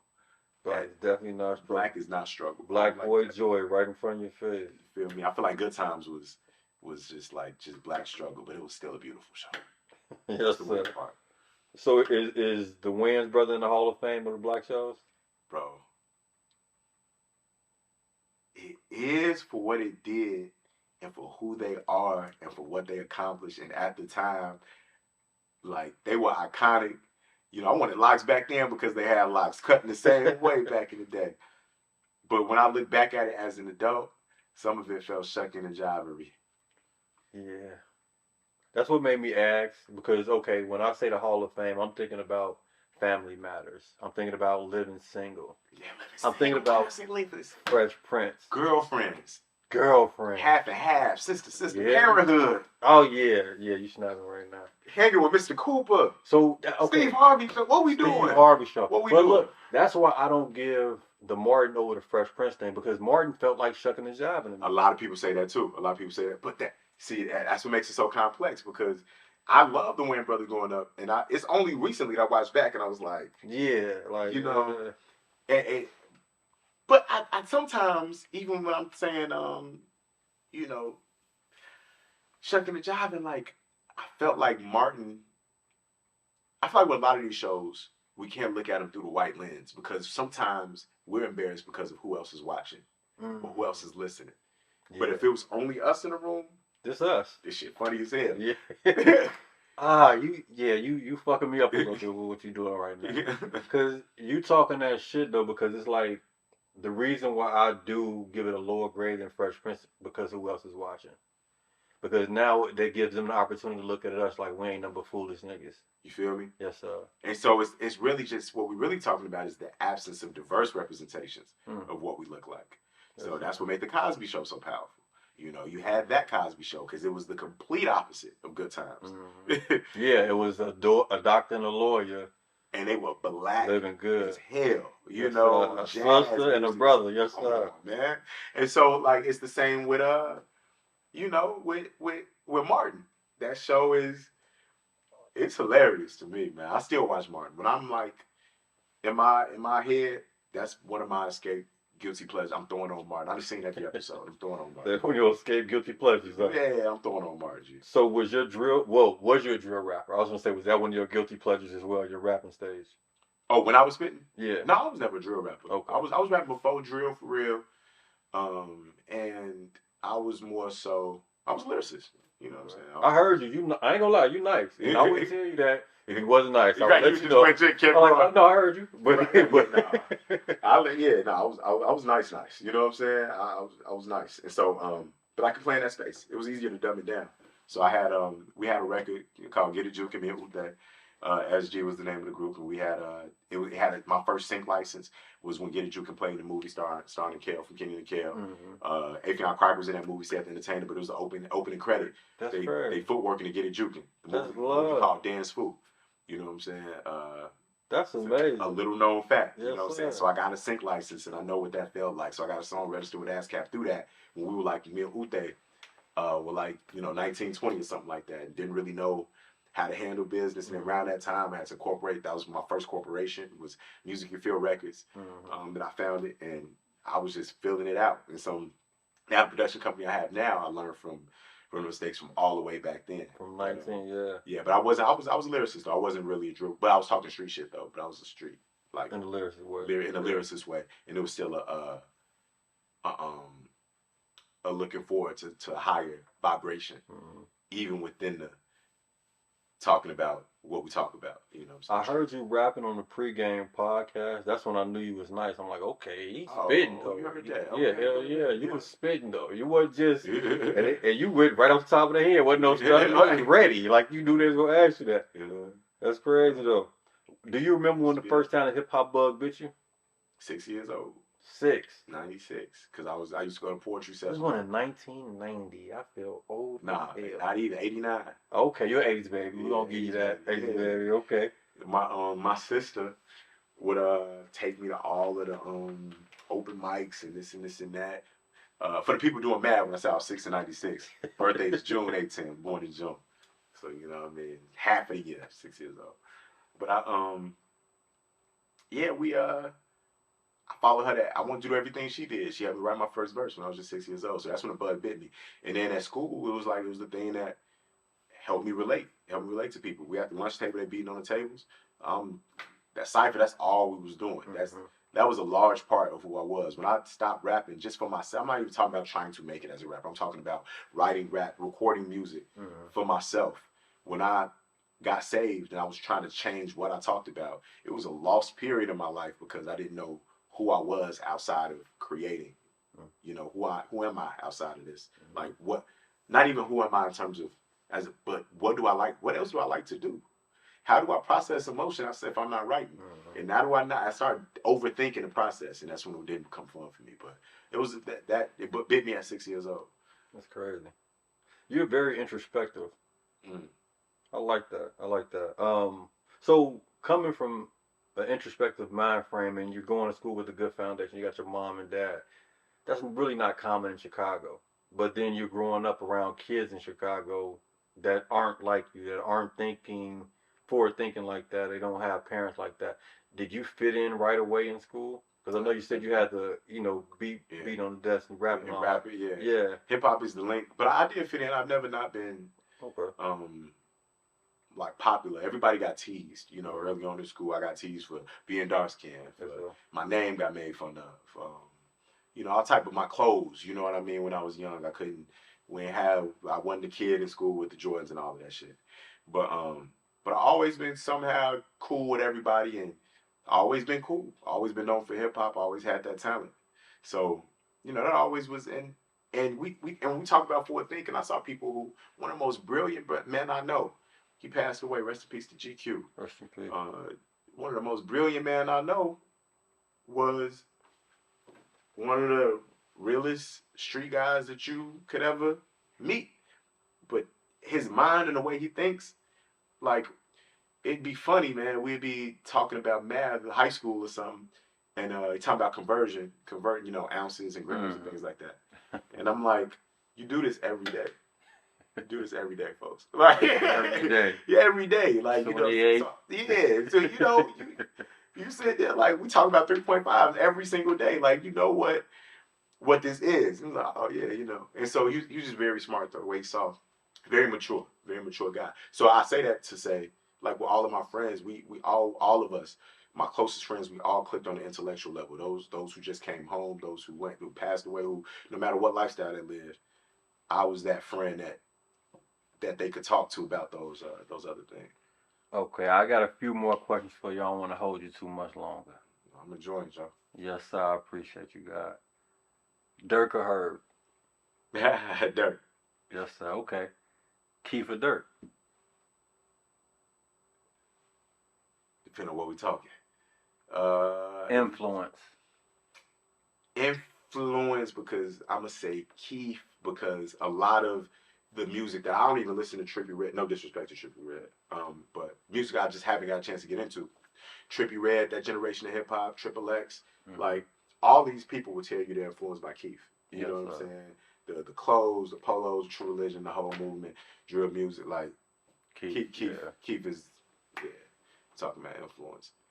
Big Pun or Biggie? I listen to more Biggie. Okay. I listen to more Biggie. I'm gonna go by what I listen to. But since you said listen to, now I need to ask this: who's more lyrical, Big Pun or Biggie? Ah, that's too hard. It's too different though, cause okay, what Big Pun could do, technically, as an MC. In the middle of literally. You hit the what I was thinking about. Come on, what he did on that little Italy, little do we know we rid of the middleman who didn't do diddly. Ooh, that boy was nasty. Yeah. And so and then you go to, but then his hit making ability, even though we play a hit, we still so he could so that's specific, but the way Biggie would tell a story. I don't want to live no more. You can smell the rain when he talk. Yeah, one of my favorite songs is Sometimes I hear death knocking at my front door. Everyday struggle. That man, we're seeing body after body now. Mayor Giuliani ain't trying to see a black man turning John Gotti. My daughter used a potty, so she's older now. Educated street knowledge. I'm a molder now. That just hit me differently. So it's like, so technically, I think Big Pun did some exciting specific things, but Biggie, it's big, you know. But they both lyricists, man. What can you say? Benny or Conway? Oh, Benny or Conway? Well, they say I'm gonna quote them. He was like, if Wes is the brains and Benny is the star, then I'm the, what Kanye say? He the hardest, and everybody know that Conway is the hardest with the bars. So I'm going with that. Benny is the star, Conway is the hardest with the bars. To quote Griselda. Yes, sir. I ain't gonna lie. Conway got that shit immediately. Conway. I kept it politically correct. But now I do believe that though. I think Benny, something about his cadence and his beat choice cuts through to a different audience. More hip. Conway be tripping with the beats sometimes. I ain't gonna lie. I like it though. But you think he be tripping with the beats? Sometimes he be tripping with the beats. But I think as far as like lyrically, like Conway is like, when I'm in that mode, I'm on the train, when I'm walking through, I'm listening to Conway. But if you're talking a record with Drake, a record with 2 Chainz, it's Benny, like how he moving around. Even though Con could do those things, I'm sure too, if he wanted to. What comes to mind when I say this next artist's name? Ty Money. Oh man, Harvey. Yes, sir. Harvey World. That's what come to mind. That boy cold lyricist, man. I seen him from a long time ago. Our first interview was 2014 maybe at WindyCityUnderground.com. I got an old picture of me and Ty Money in there. I'm looking crazy because I had to go from working at the newsroom at WVON to come in there, so I got a blazer on, a sweater or something, and he just looked like he just fresh off the block. Yeah, he's fresh off the block. He was there with Marvo. Yeah. But Ty Money is one of the illest lyricists ever, man. He cold. I honestly think he's the best rapper to ever come out of Chicago. I think that's an argument that could be made. I think he's one of the best. Lyrically. Lyrically. He be going nuts. Going crazy. And make it sound effortless. The way he be riding the beat, how he be in the pocket. I mess with Ty Money. Like, he just cool. Or Fat Money. Fat Money. Poppy or Von? I never get a chance to really listen to Poppy. Oh, I missed that. I missed the wave. Nice. I'm always honest about that. I missed the wave, so I gotta go Von by default. Yes, sir. You know what happened when I was living in Chicago at the time when certain music was being made, certain things would get said that drill music felt too real for me.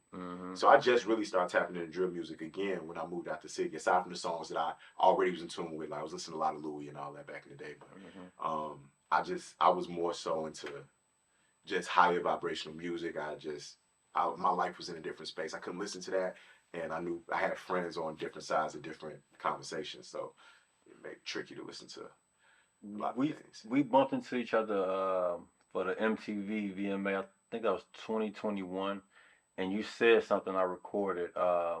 like when you have certain access to certain things, you think in your mind, you didn't say it word for word, but like, do you exploit that because you know these people directly and use that as a story, or do you do the righteous thing and just let that be what it is and not invade that privacy?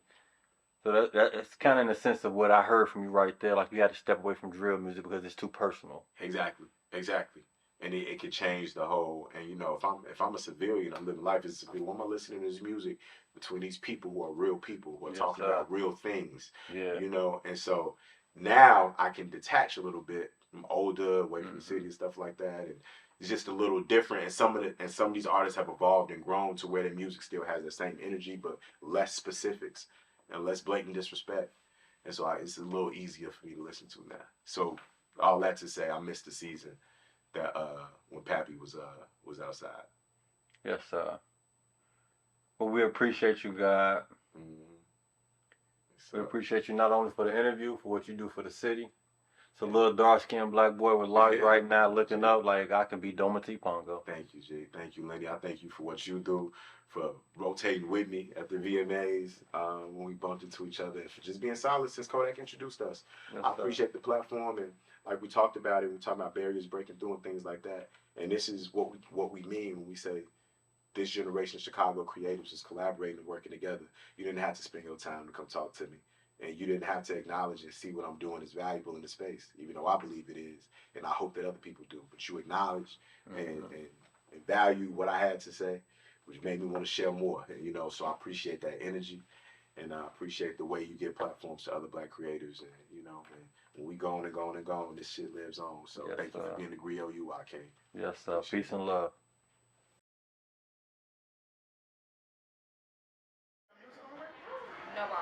Nobody. That's the name of the song. I'm like, what you mean?